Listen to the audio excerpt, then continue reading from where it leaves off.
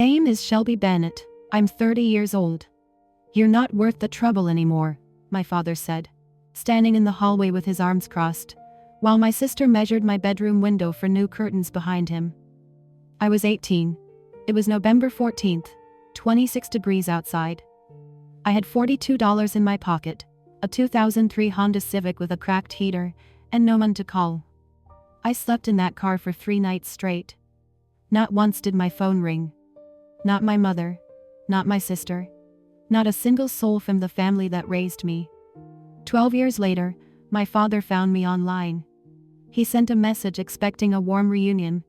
What he got back was a reply that made him sit in his truck and cry for an hour straight. But what broke him wasn't my anger. It was the one piece of evidence I attached. Something his favorite daughter never thought I'd find. I'll get to that reply. But first, you need to understand what kind of family makes a girl sleep in a freezing car and never once checks if she's alive. Before I go on, if this story resonates with you, please take a moment to like and subscribe. But only if you genuinely connect with it. I'd love to know where you're watching from right now and what time it is. Drop it in the comments. Now let me take you back to the fall of 2013, the night everything fell apart. My father, Gerald Bennett, was a United States Marine for 14 years.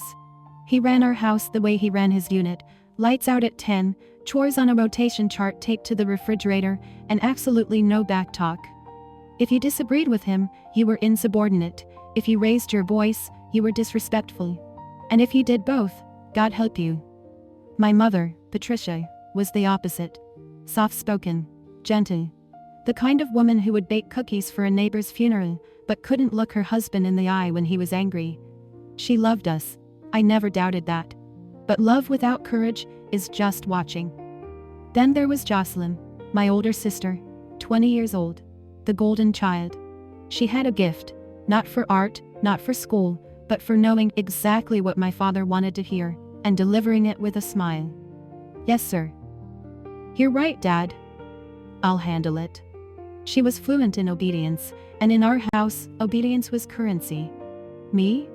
I was the loud one, the difficult one, the one who asked why, when everyone else said yes, sir. I wasn't a bad kid. I made honor roll twice. I worked weekends at a sandwich shop. But I talked back, and in Gerald Bennett's home, that was an unforgivable sin.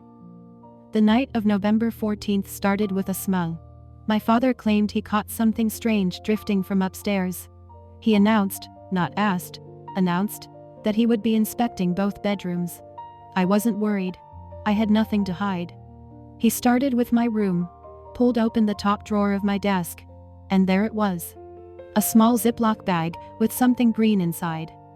I'd never seen it before in my life. He didn't ask me a question, didn't give me a chance to speak. He just pointed at the hallway and said, "Pack your things." I looked past him. Jocelyn stood at the end of the hall. She wasn't surprised. She wasn't upset. She smiled. Small, quick, then turned and walked away. I didn't understand that smile. Not then. It would take me 10 years to learn what it meant. I turned to my mother. She was standing in the kitchen doorway, dish towel twisted between her hands, tears already running. "Mom, please, it's not mine." She opened her mouth. Nothing came out. My father's voice cut through the hallway. "Patricia, don't." She closed her mouth, looked at the floor, and said the words I'll carry for the rest of my life. "Just go, honey. Let him cool down. I'll talk to him." She never talked to him. Not that night, not the next day, not once in 12 years. I went upstairs. My hands were shaking so hard I could barely fold a shirt. I grabbed what I could. Clothes, my wallet, my phone charger, a jacket that wasn't warm enough. I didn't own a suitcase. I used a garbage bag. While I was stuffing jeans into black plastic, Jocelyn appeared in the doorway. She was holding a tape measure. "I'm so sorry this happened, Shai," she said. Her voice was soft, practiced. She even tilted her head like she'd seen people do on television. But her eyes were already scanning the room, the window, the closet, the corner where my bed sat. She was measuring for curtains before I'd finished packing. I dragged my bag down the stairs, across the living room, through the front door. My father stood on the porch, arms folded, jaw locked. He didn't look at me. He looked past me, At the yard, at the dark, at anything that wasn't his 18-year-old daughter, leaving with a trash bag in November. As I stepped off the porch, I heard Jocelyn's voice behind me, soft and sweet, threading through the screen door. I tried to warn you, Dad. She's been like this for months. I sat in the Honda, turned the key. The engine coughed to life. The heater rattled, then blew cold air.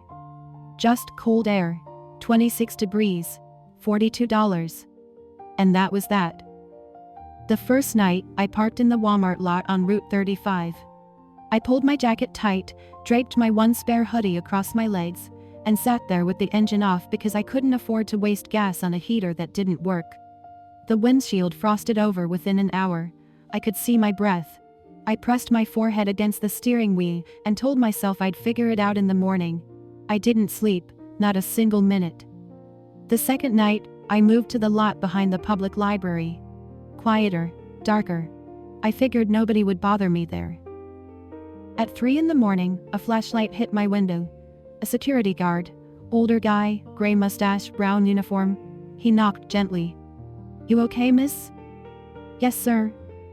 He studied me for a moment, nodded, walked away. That man, a stranger, his name I never learned, was the first person to ask me if I was okay in 48 hours. Not my father, not my mother, not my sister. A man with a flashlight and a $10 an hour badge. The third night was the worst. My fingers went numb around 9 o'clock and didn't come back. I tried calling my father. The number had been blocked. I called my mother. It rang 6 times. No answer. I called Jocelyn. Straight to voicemail. I sat there staring at my phone. 3 contacts. 3 silences. At 11 p.m., I called my best friend, Rachel Hollis. She picked up on the second ring. "Shelby, what's wrong?" I couldn't get the words out. My jaw was shaking too hard. "Stay right there," she said. "Mom's coming." 32 minutes later, headlights swept across the library lot. Diane Hollis stepped out of her minivan and opened my car door. She took one look at me, purple lips, white fingertips, my whole body trembling. And her face changed. She was a registered nurse. She knew exactly what she was seeing, early-stage hypothermia, 3 nights of it. She didn't say, "What happened?" She didn't say, "Let's talk about this." She wrapped a blanket around me, hugged me into her passenger seat, and said the only thing that mattered. "You're safe now. That's the only thing that matters tonight." I woke up the next morning in the Hollis' guest bedroom, under a quilt that smelled like lavender fabric softener. For about 4 seconds, I didn't remember. Then it hit. All of it. And I stared at the ceiling while my chest caved in. The smell of oatmeal pulled me downstairs. Diane was at the stove. Rachel sat at the kitchen table, still in pajamas, red-eyed like she'd been up all night. Nobody rushed me. Nobody asked questions. Diane just set a bowl in front of me and sat down across the table. Then she said it. "You deserve a seat at a table where you don't have to fight for a plate." That was the moment. Right there. 11 words from a woman who owed me nothing. And they did what 18 years in my own home never could. They told me I was allowed to exist without earning it. I cried. Hard. The ugly kind. Rachel held my hand and didn't let go. When I could breathe again, Diane laid out the terms. I could stay, rent-free, under 3 conditions. Finish my GED by spring, find part-time work, start applying to community college by summer, no exceptions, no charity, structure, and a future. I agreed to all of it. The next Monday, I started as a cashier at CVS, 4 days a week. Evenings, I studied. It wasn't glamorous, it wasn't inspirational. It was just surviving, one 12-hour day at a time. 2 weeks after I left home, I sat at the Hollis' kitchen table and wrote my father a letter. By hand. 2 pages. I told him the drugs weren't mine. I told him I loved him. I told him I just wanted to come home. I mailed it on a Tuesday. It came back 4 days later. The envelope was still sealed. Not a single crease, not a single fingerprint on the flap. Across the front in my father's handwriting, I'd recognize it anywhere. Those sharp capital letters from years of military forms. 2 words. Return to sender. He didn't open it. He didn't want to know what his 18-year-old daughter had to say. He made his decision and mailed it back like a piece of junk mail. I put that envelope in a shoebox under my bed. I didn't look at it again for a very long time, but I kept it. 12 years, I kept it. Let me tell you what being disowned at 18 actually costs. Not the emotional part, I'll get to that, but the practical dollars and cents paperwork and deadlines part that nobody talks about. My father held the savings account my mother had been depositing into since I was 12. Birthday money, summer job wages, the $200 grandma sent every Christmas. It wasn't a fortune, maybe $2,800, but it was mine. He never transferred it. I never saw a cent. He removed me from the family health insurance plan within a week. I found out when I tried to fill a prescription for my inhaler, and the pharmacist said my coverage had been terminated. I stood at that counter in my CVS vest, in the store where I worked, and paid $47 out of pocket for medication I used to get for a $5 copay. I couldn't apply for federal financial aid for 3 weeks because I didn't have a permanent address. By the time Diane's house qualified, I'd missed the early deadline for 2 grant programs. Meanwhile, Jocelyn was thriving. My father paid her tuition at a private art college, the full amount every semester. She converted my bedroom into a studio. New curtains, new shelving, a drafting table where my bed used to be. Gerald posted about it on Facebook. So proud of my artist. 73 likes. My mother's account among them. I saw that post on Rachel's phone. I looked at it for about 10 seconds. My old room, repainted, reorganized, and captioned with pride by the man who threw me out of it. Then I closed the app, clocked into my shift, and didn't mention it again. What I didn't know, not yet, was that Jocelyn was busy building something else. A story. She told aunts, uncles, cousins, and family friends that I had run off with a boyfriend, that I'd chosen the streets. A version so clean and simple that nobody had to feel guilty, nobody had to ask questions, and nobody did. My father was thorough. I'll give him that. Within the first year, he told every member of our extended family a version of the story that made him the long-suffering patriarch and me the cautionary tale. According to Gerald Bennett, I had a drug problem. They tried everything. Discipline, counseling, love. Nothing worked. I chose to leave. End of story.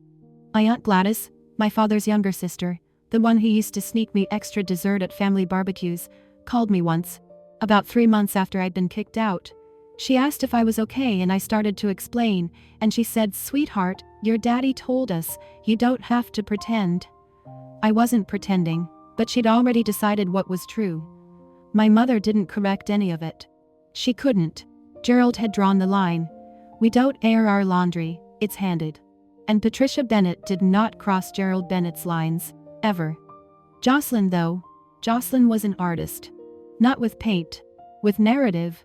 She posted a photo that Christmas, the 3 of them in matching red sweaters, standing in front of the tree, Gerald's arm around her shoulders. The caption read, "Grateful for my little family."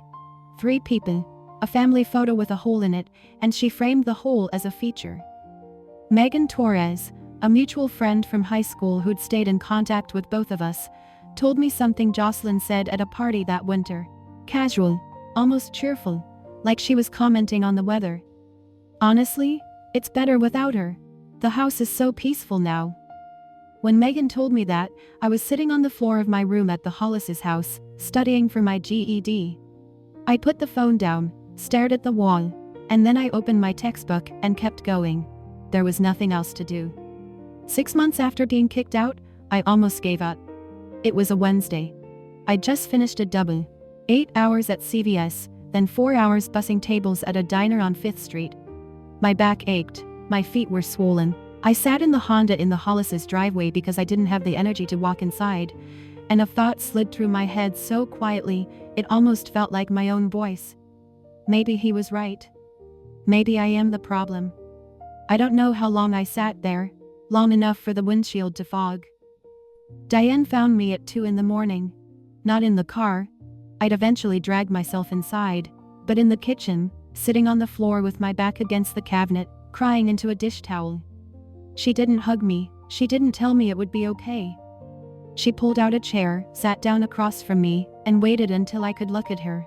Then she said, "If you believe what he said about you, he wins. And he doesn't deserve to win. She didn't raise her voice. She said it the way she said everything, like a fact, like a diagnosis. And something inside me shifted.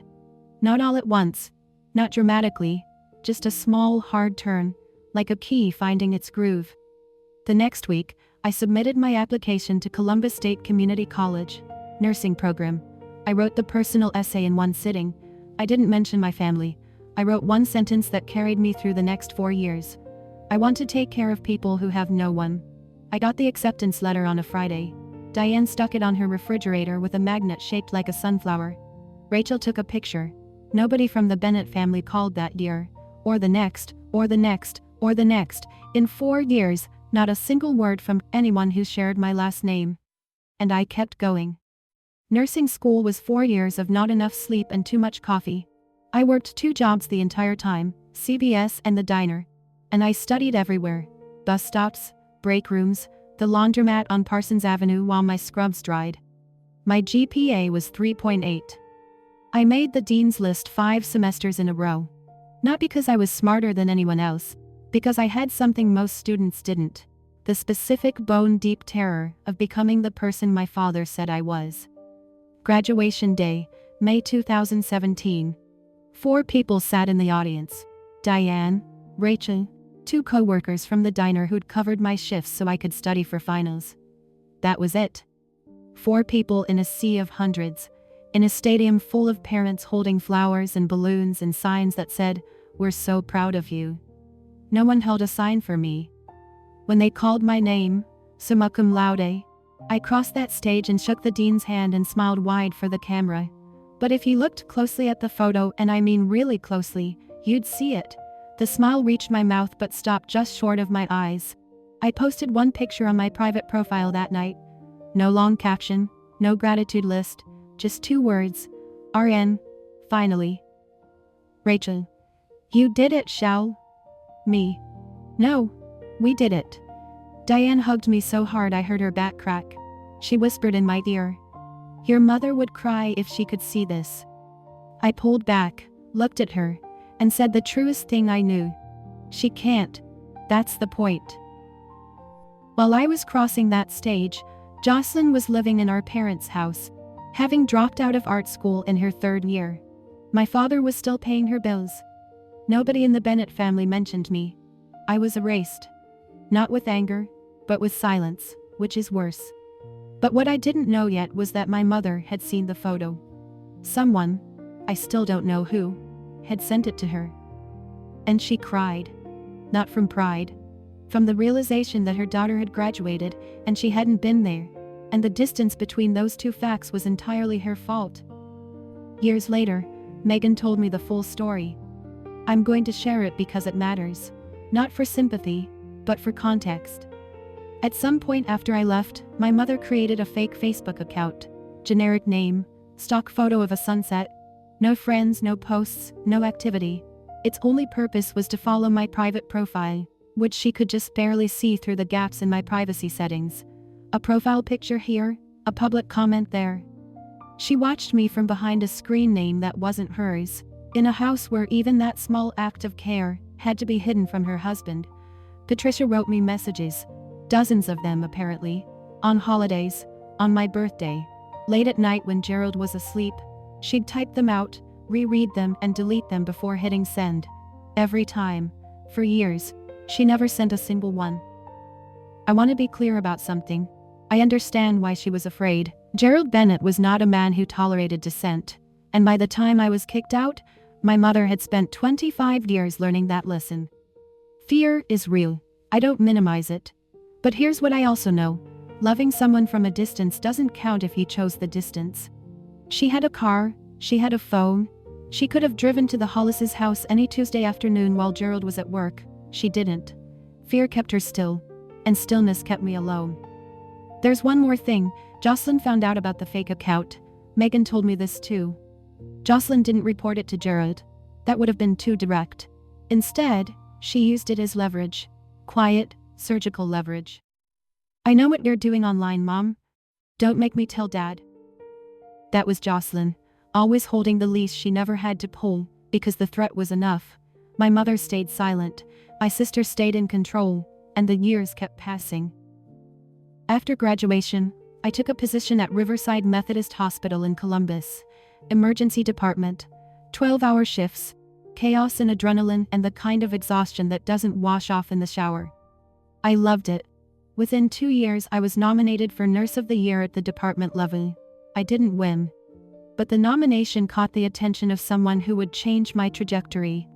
Dr. Marcus Webb was the attending physician in our ER, mid-40s, calm under pressure, the kind of doctor who actually learned nurses' names. He pulled me aside one afternoon between traumas and said something I wasn't expecting. "You don't just treat patients, Shelby, you see them. That's rare. Have you thought about going further?" He meant nurse practitioner. A master's degree. Independent practice authority. The ability to run my own clinic someday. It was a path I hadn't considered because no one had ever suggested I was capable of it. Dr. Webb wrote my recommendation letter. I applied for a scholarship at Ohio State. I got in. During those years I didn't date. Not once in 5 years. It wasn't a conscious decision at first.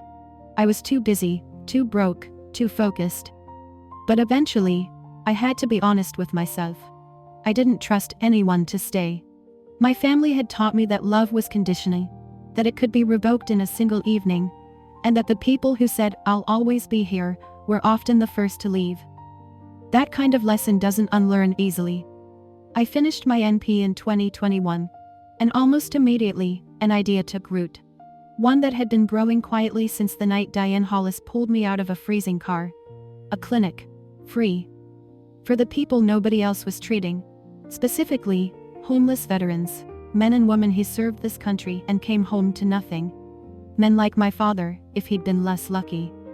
I chose that population for a very specific reason. I knew what it felt like to be abandoned by the people who were supposed to protect you.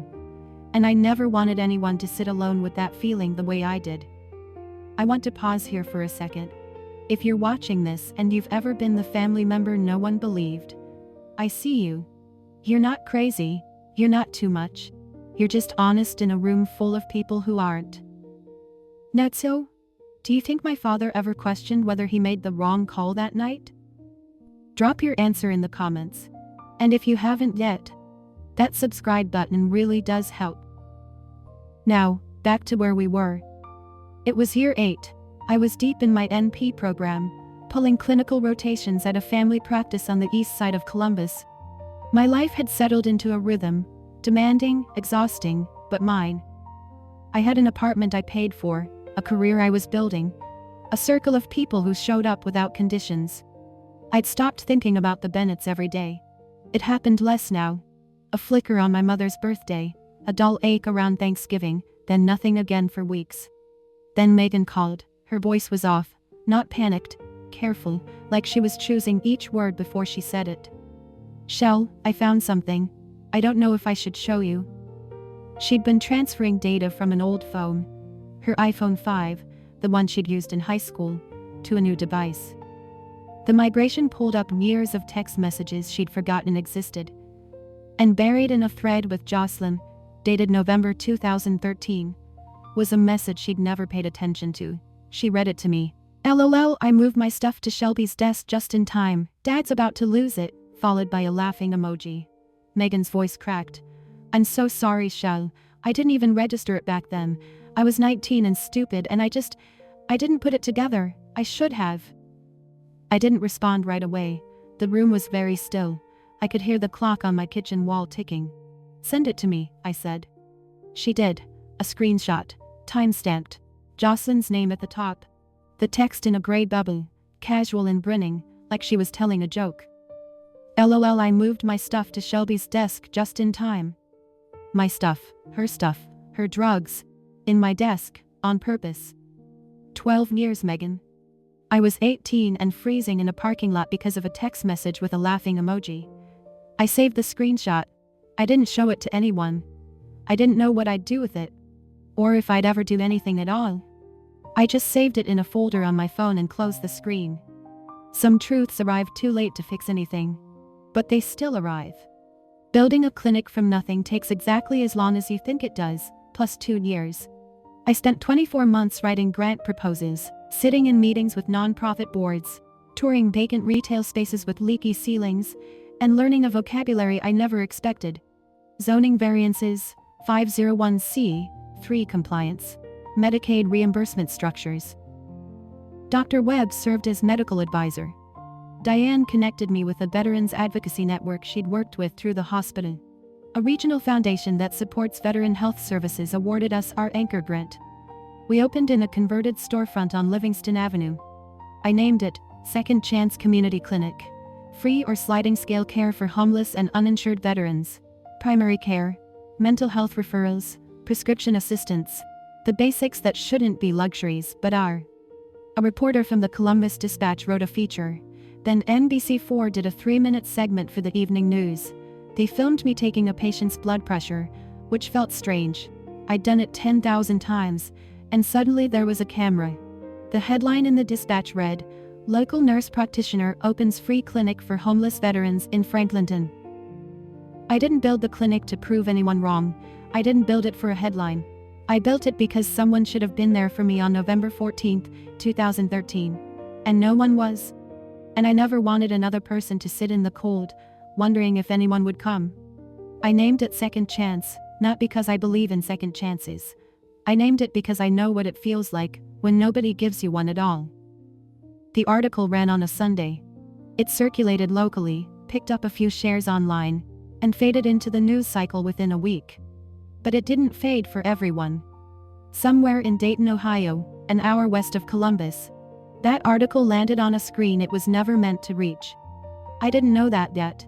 There's a nightstand in my apartment. Plain oak, second-hand, 1 drawer. Inside that drawer, I keep 3 things.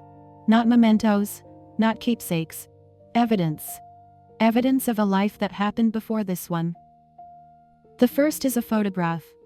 My family at Cedar Point Amusement Park, the summer I was 12. All 4 of us. My mother's arm around my shoulders, Jocelyn making a peace sign, my father squinting into the sun with something that might have been a smile. It's the last photo where everyone is present and no one is pretending. The second is a bracelet. Thin silver chain with a tiny star charm. My mother gave it to me on my 16th birthday. She fastened it around my wrist and said, "For my little star." I stopped wearing it the night I left, but I didn't throw it away. The third is the envelope, yellowed now. 12 years of sitting in the dark will do that. The seal is still intact, still closed, still untouched. And across the front, in sharp black ink, in handwriting I know as well as my own, "Return to sender." I don't reread the letter. I don't need to. I remember every word. "Dad, I didn't do it. Please believe me. I love you. I just want to come home." I was 18, I spent a stamp and every ounce of dignity I had left on those sentences. He spent 0 seconds on them. I closed the drawer. I went to work. That's what I did. By that point, I had both pieces, the letter and the screenshot. 2 halves of a truth that no one had asked for. I didn't go looking for my family, I had no reason to. My life was full. My work had meaning. The people who mattered were already in it. Everything stayed quiet for 12 years. Then one evening, I opened LinkedIn on my couch after a long shift, scrolled past a few connection requests, and stopped. A message. From a name I hadn't seen in over a decade. Gerald A. Bennett. He'd used LinkedIn because I'd blocked his number years ago and my Facebook was private, but LinkedIn, professional, public, was the gap in the wall I hadn't thought to seal. The message was short, carefully worded. The kind of sentence structure that suggested he'd written and rewritten it multiple times. "Shelby, it's your dad. I saw an article about your clinic. I always knew you had it in you. I'd like to talk. Mom misses you. We all do." I read it 3 times. My hands weren't steady. Not from fear, from anger. The slow, deep kind that lives underneath everything and only surfaces when someone says exactly the wrong thing in exactly the wrong way. "I always knew you had it in you. You always knew. You. The man who told me I wasn't worth the trouble. The man who blocked my number and returned my letter and let his other daughter sleep in my bed the same night I slept in a parking lot. You always knew I had it in me? That's what you're going with? I closed the laptop, laced up my running shoes, ran 5 miles, came back, showered, sat on the edge of my bed with wet hair and a pulse I couldn't slow down. I called Diane. He found me. A pause. I could hear her put something down. A mug maybe. What do you want to do? I don't know yet. Then don't do anything yet. I didn't. Not that night. Not the next day. Not for 2 full weeks. The message sat in my inbox like a grenade someone had placed gently on a shelf and walked away from. But Gerald Bennett was never a patient man. And within those 2 weeks, he sent another message, one that changed everything. The second message was longer, more confident, like my silence was agreement. I'm telling you, Shelby, the family would love to hear from you. Aunt Gladys asks about you all the time. Your mother hasn't stopped talking about that article. Jocelyn's been asking about you too. Maybe we could set up a call. I think it's time. Jocelyn's been asking about you. Jocelyn, who hadn't spoken my name in 12 years, was suddenly asking about me. I almost laughed. Almost. I called Megan. What's going on with my father? Megan sighed. The kind of sigh that means I'm about to tell you something you won't like. Shell, he's been showing that article to everyone. Like, everyone. He shared it on Facebook. He brought it up at Ron and Gladys's barbecue last month. He's telling people you decided to do things on your own, and that the family always supported you from a distance. I set my coffee down. He said what? He's rewriting the whole thing. The drug story is gone. Now it's, you were independent. You wanted to leave. He respected your decision. He's acting like he launched you. He threw me out, Megan. I know. He told them I was on drugs. I know. And now he's saying he supported me?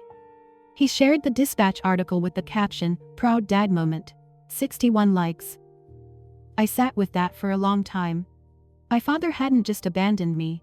He'd written the story of my life twice, once as a cautionary tale and once as a success story. And both times, he cast himself as the hero. The first version, we did everything we could. The second version, she got her strength from us. Neither version included the truth.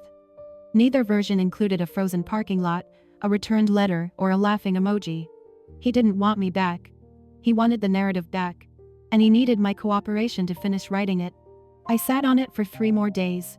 I went to work. I saw patients. I restocked supply closets and reviewed intake forms, and did everything exactly the same as before. But underneath it all, something was building. Not rage, not revenge, just clarity. The kind that comes when you've been holding a question for 12 years and the answer finally stops being complicated.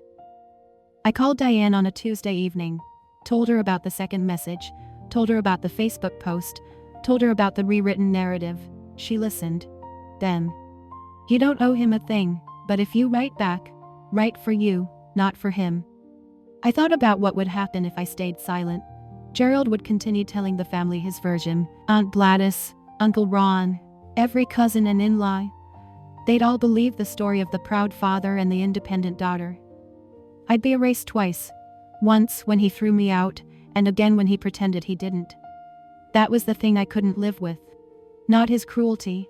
I'd survived that. His revision. The idea that he could take 12 years of my suffering and repackage it into a feel-good Facebook caption. That my truth would never exist outside my own head. I didn't sit down to write a revenge letter. I sat down to tell the truth. There's a difference, and it matters. I opened my laptop, created a new document, and I started with the date. November 14th, 2013. It took me 3 hours. Not because I didn't know what to say, because I kept stopping to breathe. Every sentence was a door I'd closed years ago, and opening them all at once was like walking through my own wreckage. When I finished, I attached 2 files. A photograph of the envelope, sealed, yellowed, returned to sender in his handwriting, and Megan's screenshot. I copied the text into a LinkedIn reply. Read it once. Read it again. Hit send. 11:47 p.m. I closed my laptop, went to bed, didn't sleep. I had no idea what would happen next. But I knew this. Whatever Gerald Bennett felt when he read that message, that was no longer my weight to carry. I'd given the truth back to the person who made it. This is what I wrote. I'm going to read it to you exactly as I sent it, because you've earned the full version. Dad, you said I wasn't worth the trouble. Here's what happened after you decided that. November 14th, 2013. 26 degrees. You told me to pack my things. You didn't ask if the drugs were mine. You didn't let me speak. You pointed at the door and I walked through it with my clothes in a garbage bag. November 14th. First night. I parked in the Walmart lot on Route 35. The heater was broken. I draped a hoodie over my legs and didn't sleep. November 15th. Second night. The library parking lot. A security guard knocked on my window at 3 a.m. He asked me if I was okay. That man, a total stranger, was the first person to check on me in 48 hours. Not you, not Mom, not Jocelyn. November 16th. Third night. I called you. Blocked. I called Mom. No answer. I called Jocelyn. Voicemail. 3 contacts. 3 silences. At 11 p.m., I called my friend Rachel. Her mother, Diane Hollis, drove 32 minutes across town to a library parking lot to pick up your daughter. She found me shaking, with purple lips and white fingertips. She's a nurse.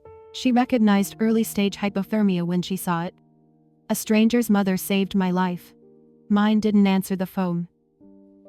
December 2013. 2 weeks after you threw me out, I wrote you a letter. By hand. I told you the drugs weren't mine. I told you I loved you. I told you I just wanted to come home. You mailed it back unopened. Your handwriting. Return to sender. You didn't spend 1 second on it. You told the family I had a drug problem. You told them I chose the streets. You rewrote my life so you could sleep at night. That was the first part. But it wasn't the part that broke him. The message continued. Here's what you missed, Dad. All of it. Every milestone. Every moment you weren't there for. Not because you couldn't be, but because you chose not to be. 2014. I got my GED while working double shifts at a pharmacy counter. No one clapped. No one took a picture. I went home and studied for the next test. 2015. I started nursing school at Columbus State. I paid for it with federal loans and a second job bussing tables at a diner. You paid for Jocelyn's art degree in full. She dropped out junior year. 2017. I graduated. Summa cum laude. 4 people were in the audience. A woman who owed me nothing, her daughter, and 2 co-workers from a restaurant. You weren't one of them. Mom wasn't one of them. I crossed that stage alone. 2019. I completed my nurse practitioner program at Ohio State. I treated my first patient independently on a Monday afternoon.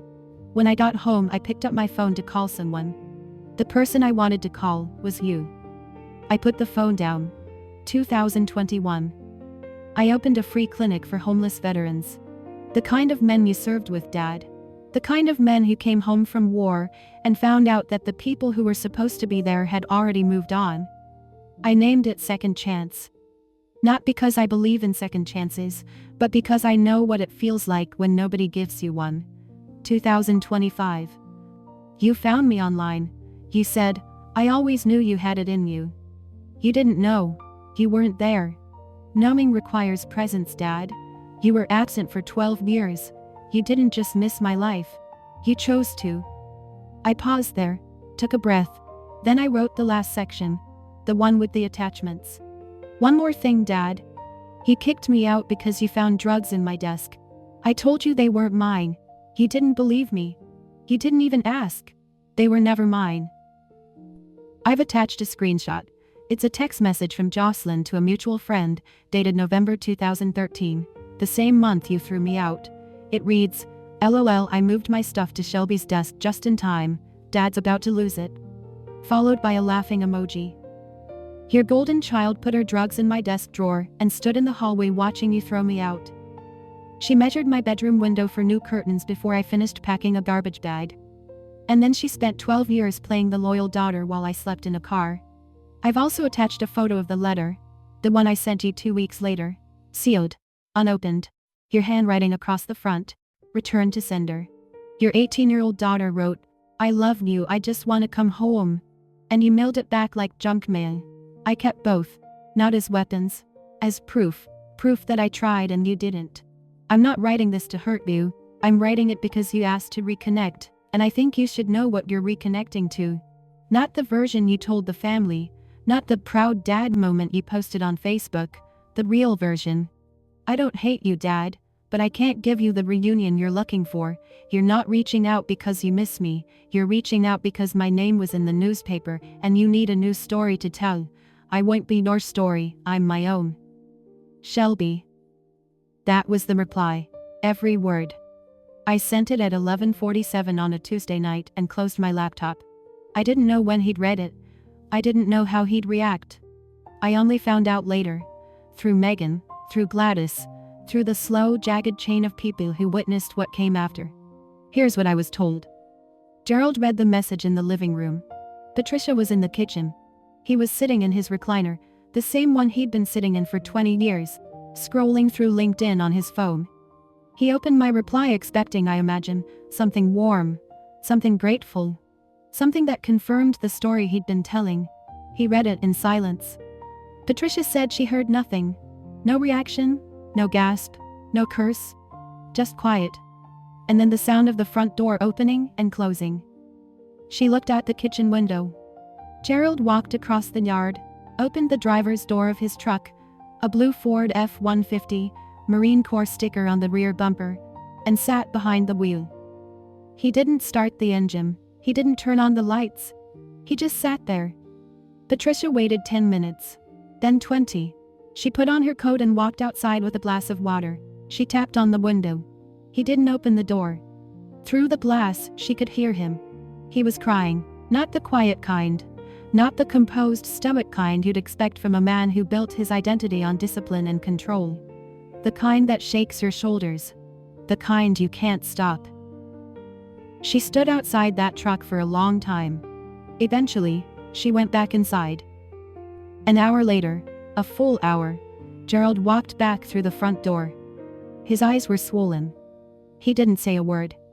He placed his phone on the kitchen table, opened to my message, and pushed it toward Patricia. Read it. She did. Then she cried too. Gerald sat down across from her. And for the first time, according to what Megan later heard from Gladys, he asked the question he should have asked 12 years ago. Did you know? About Jocelyn? Patricia shook her head. Gerald picked up his phone and called Jocelyn. She didn't answer. He called again. Voicemail. He called a third time, a fourth. She never picked up. The next morning, he drove to her apartment. That was it. That was the reply. If you're still here, genuinely, thank you. Now here's my question. Do you think my father's tears were for me, or for himself? Because I've thought about that for a long time and I still don't have a clear answer. Let me know in the comments. And if this story hits close to home, share it with someone who needs to hear it. Here's what happened next. I wasn't there for what happened at Jocelyn's apartment. Everything I know came through Megan, who heard it from Patricia, who heard it from Jared. A chain of voices relaying the moment a family cracked along a fault line that had been there for 12 years. Gerald drove to Jocelyn's place the next morning, early, before 8. He knocked on the door hard enough that her neighbor opened theirs first. Jocelyn answered in a bathrobe. Dad? What's going? He held up his phone. The screenshot on the screen. Is this real? She looked at it. Her expression did something complicated. A flicker of recognition, then the mask sliding into place. That's taken out of context. Your sister slept in a car for 3 nights, in November, because of you. You're the one who kicked her out, not me. You're right. I did, because I believed you. That landed. You could tell, Patricia said, because Jocelyn didn't have a follow-up. For the first time in her life, the script ran out. Gerald didn't yell, he didn't slam anything. His voice, Patricia said, was the quietest she'd ever heard it. And that was somehow worse. Don't call the house for a while. He turned and walked back to his truck. Didn't look back. Jocelyn stood in the doorway. I'm told she called Patricia within the hour, sobbing, not apologizing, not explaining but performing. Dad is attacking me because of Shelby. This is so unfair. I can't believe you're all taking her side. My mother, the woman who had spent 25 years choosing silence, said something she'd never said before. No, He's hurting because of what you did. So am I. And then she hung up. Megan told me Patricia's hands were shaking when she set the phone down. But she set it down, and she didn't pick it back up. The truth moved through the family the way truth always does when it's been delayed. Fast, messy, and without anyone's permission. Gerald called Gladys that same week, his younger sister. The one who'd called me once years ago and taken his word over mine. He told her everything. The screenshot, the letter, the parking lot, the hypothermia. Gladys was quiet for a long time. Then, "You let that girl sleep in a car, Jared. She was a child." "I know." "And you told me she was on drugs." "I know." Gladys hung up and called me. I almost didn't answer. Her number had been absent from my phone for over a decade, and seeing it felt like a hallucination. But I picked up.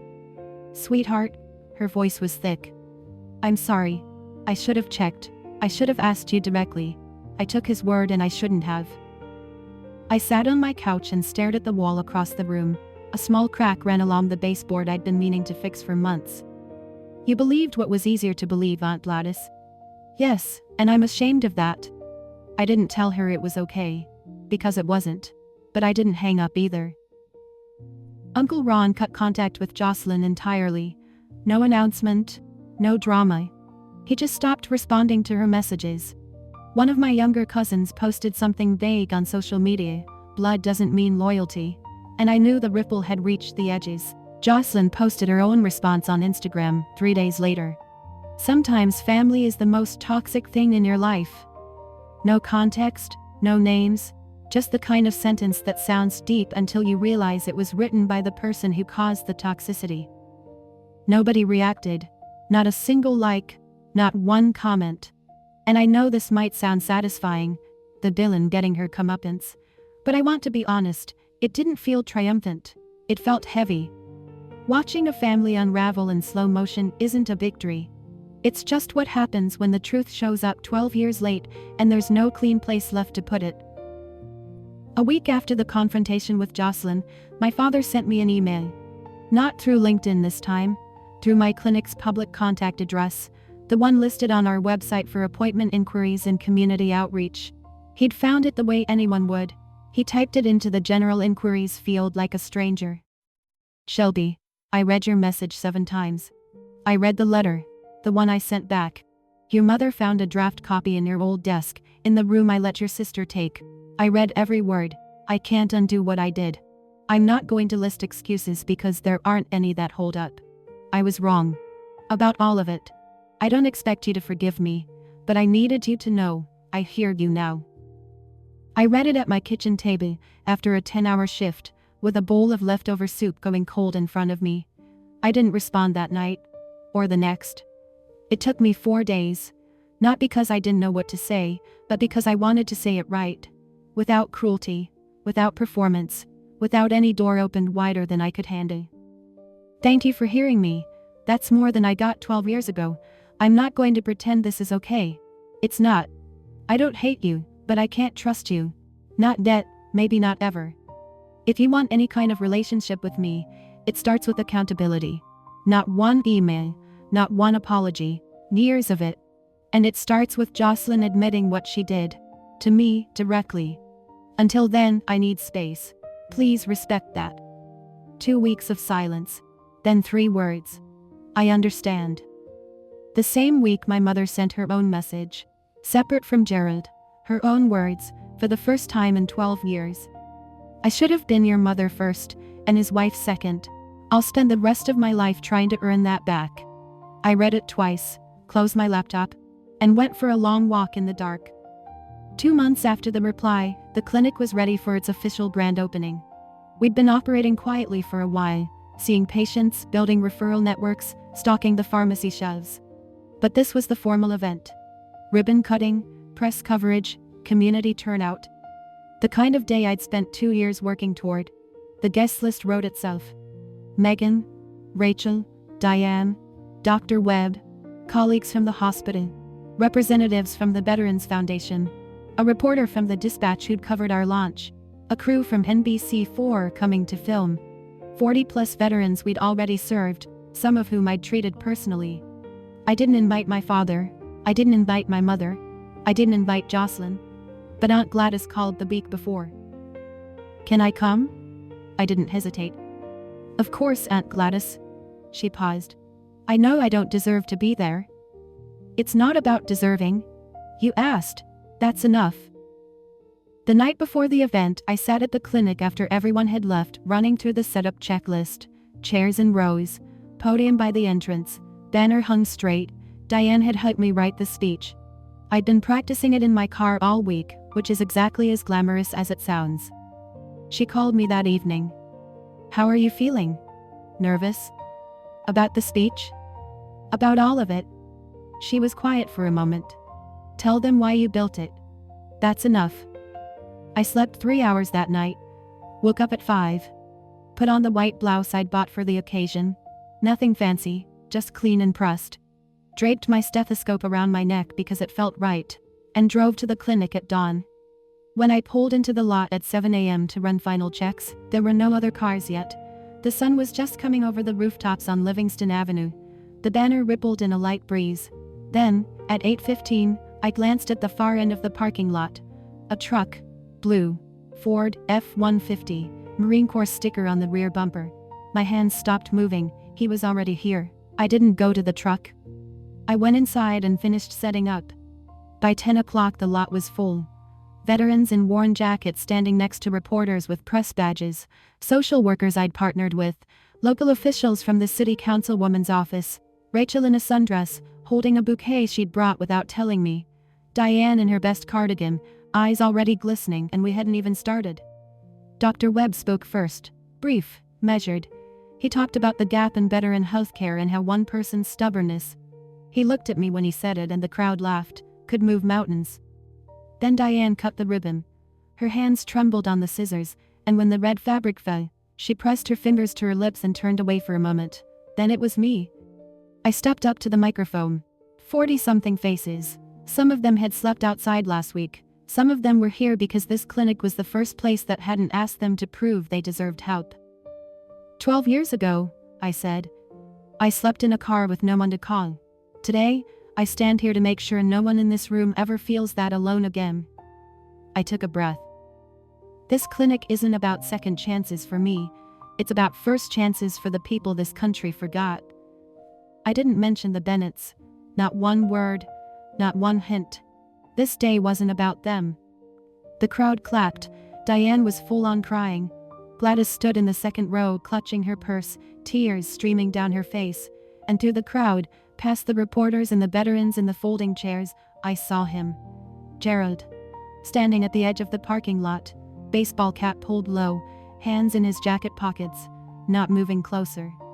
Our eyes met, just for a second, across 40 feet of concrete and 12 years of silence. I didn't walk to him, I didn't wave, I didn't look away. I nodded. Once. Small. He nodded back. Then he stood there for another few minutes while the crowd filed inside for the tour, and then he got in his truck, started the engine, and drove away. After the tour, after the photos, after the last handshake and the last thank you, the clinic emptied out. Rachel left with a hug that lasted 30 seconds. Dr. Webb shook my hand and said, "You did good, kid," which coming from him was the equivalent of a standing ovation. Megan texted me a row of heart emojis and a voice note that was just her crying. Gladys held my face in both her hands before she left. "You come to my house for Christmas, you hear me? I'm making the pecan pie and nobody says no to my pecan pie." I laughed, genuinely laughed, for the first time all day. Then it was just me and Diane. We sat on the metal bench outside the front entrance. The banner was still up. A few stray programs fluttered on the ground. The sun was going down behind the strip mall across the street, and the light turned everything amber. "He came," I said. "He did. I don't know what to do with that." Diane didn't answer right away. She folded her hands in her lap, the same hands that had wrapped a blanket around me in a library parking lot 12 years ago. "You don't have to do anything with it," she said. "It's his to carry now." And sitting there in the fading light, I understood something I hadn't before. For 12 years I'd carried the truth like a weight strapped to my back. The letter, the screenshot, the parking lots, the silence, all of it. The reply wasn't revenge. It was me handing the weight back to the person who created it. Here. This is yours. I'm done holding it for you. For the first time in 12 years I felt light. Not because my father cried in his truck, not because Jocelyn was exposed, not because the family finally knew, because I no longer carried the truth alone. When I got home that night, the volunteers had left a card on my desk, 43 signatures, veterans, staff, friends. Inside, someone had written, "You gave us a place to belong." On the reception table there was an envelope. No name. Inside, $500 in cash and a slip of paper. For the clinic. Gee. I put it in the donation box. No exceptions. No special treatment. Just another contribution to a place that existed because someone once decided a girl in a parking lot wasn't worth the trouble. I'm not going to stand here and tell you what to learn from my story. I don't think it's my place to give you a lesson. But I can tell you what I learned from living it. I don't tell this story so you'll hate my father. Gerald Bennett was a man driven by fear. He lost a brother in arms to addiction after the Gulf War, watched a man he trusted destroy himself, one fix at a time. That fear burrowed into him and never left. When he smelled something in the house and found a bag in his daughter's desk, every alarm in his body went off at once. He wasn't thinking. He was reacting to a ghost from 30 years ago. He was wrong. He was catastrophically, unforgivably wrong. But I understand the machinery that made him wrong, and that matters to me. I also don't tell this story so you'll feel sorry for me. I have a career, a clinic, a life I'm proud of. I built it with my own hands, on a foundation laid by people who chose me when my own family didn't. That's not tragedy. That's resilience. What I want you to take, if anything, is this. You have the right to set a boundary without writing a 5-page justification for it. You have the right to say this is not okay, even when everyone around you has agreed to pretend it is. And you have the right to refuse a reunion that's designed to benefit the people who hurt you, not the person who was hurt. Forgiveness is a door. I get to decide when, and if, I open it. And nobody, no matter how much they cry, no matter how many emails they send, gets to knock it down. That's not bitterness. That's just knowing where I end and they begin. It's been a little over a year since I sent that reply. The clinic is doing well. We serve over 200 veterans a month now. We've added a part-time therapist and a benefits navigator who helps guys file their VA claims. Last quarter, we got a grant to extend our hours on Saturdays. It's not glamorous work. Most days, it's blood pressure checks and medication refills and long conversations with people who just need someone to sit with them for 10 minutes. But it's the most important thing I've ever done. I'm seeing someone. His name is Kyle. He's a firefighter. We met at a community health fair. He was manning the fire safety booth next to our clinic's table, and we argued about whether CPR dummies are creepy. He's kind and steady, and he doesn't try to fix me. When I told him this whole story, he didn't say, "You should forgive them." He said, "What do you need?" And I knew. My father emails once a month. Short messages. Never pushing. Sometimes it's a question about the clinic, sometimes it's just thinking of you. I respond to about half of them. We haven't seen each other since the grand opening. Our relationship, if you can call it that, is like two strangers trying to remember a language they used to share. Awkward, careful, uncertain. My mother and I meet every couple of months, always at a cafe, never at the Bennett house. She started seeing a therapist, her first time at 62. We talk about small things. We're not ready for the big ones yet. Jocelyn hasn't apologized, hasn't reached out, hasn't acknowledged anything. I don't wait for it. Some people never arrive at the truth, no matter how clearly you lay it out for them. Diane is still my family. She always will be. She hates the phrase second mom, and every time I use it she says, "I'm not your second anything, I'm just someone who answered the phone." But she smiles when she says it. And so do I. One more thing. A few months ago, I found out that my mother, using her old fake Facebook account, the one Jocelyn used to hold over her, had submitted an anonymous nomination for the Ohio Nurse of the Year award. She'd typed up a letter about my work, my clinic, my patients. She submitted it under a name I didn't recognize. I didn't win. But I read the nomination form after a colleague forwarded it, and I recognized her voice in every sentence. Tentative, careful, full of love she still didn't know how to deliver in person. She's trying, in the only way she knows how. It's not enough. But I see it. I still have the Honda. The 2003 Civic with the cracked heater. It hasn't run in years. The battery's dead, the tires are flat. There's a permanent fog on the inside of the windshield that I don't think will ever come off. It sits in the back lot behind the clinic, tucked between a dumpster and the fence, and every single person on my staff has asked me at least once why I don't just junk it. I keep it because I need it there. On the hard days. And there are still hard days, even now. I walk around back, and I put my hand on the hood, and I stand there for a minute.